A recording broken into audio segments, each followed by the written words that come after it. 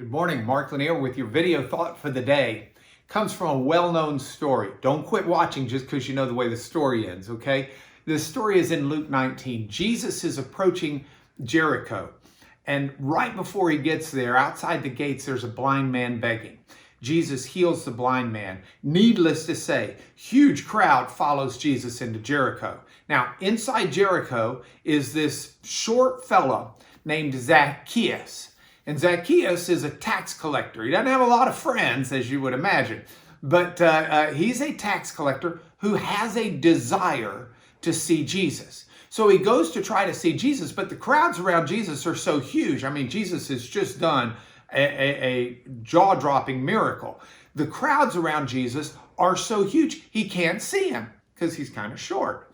So he figures out which way Jesus is going, and he runs on ahead, and there's a sycamore tree. He climbs up in the tree, hoping that's going to give him a sight of Jesus as he walks by.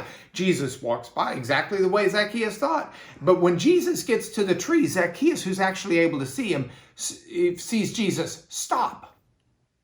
Jesus looks up in the tree, and he says, "Zacchaeus, come on down. I'm going to go eat lunch at your house." And Zacchaeus comes down and throws him a big party while the people grumble that Jesus is eating lunch at this ne'er-do-well tax collector sinner dude that nobody thought much of. Now, 3 quick insights into this story as your video thought for the day. Number 1, wow, persistence in seeing Jesus. Here's a guy who wants to see Jesus so badly, he's willing to use his brain, scout out the area, find a tree that Jesus is going to walk under and climb the tree. That persistence was met with reward. It's the principle Jesus said, "Blessed are they who seek, they will find." I urge you today, be persistent in pursuing good, in pursuing a better vision of Jesus and God. Point number 2, Jesus walks by. Zacchaeus wanted to see Jesus. He got his wish, but he got so much more. Jesus calls him by name and self-invites to his house for lunch. That's the God of Ephesians 3:20 that Paul wrote, who is able to do far more exceedingly abundant than anything we can ask or think. That's the God who says, "You want to see me? You're not just going to see me. I'm going to call you by name, and I'm going to go eat lunch with you." Blows me away. 3rd insight.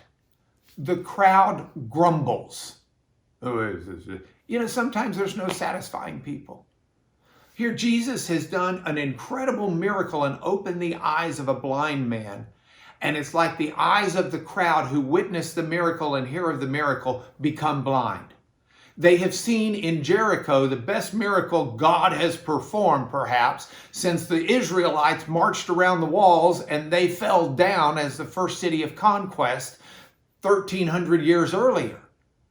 And they're grumbling because Jesus went to his house for lunch. I read this story and I think, I want to be the first person, Zacchaeus, who works hard persistently to see Jesus, finds that God does far more exceedingly abundant than anything I can imagine, and not that set who's a grumbler. And that's your video thought for the day. Have a great day.